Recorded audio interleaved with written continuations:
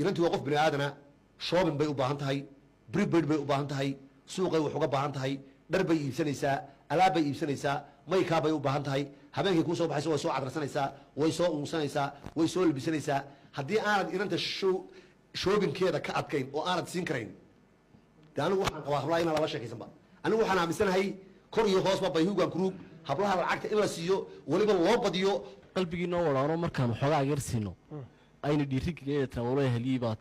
wallahi geesi baad kowdhe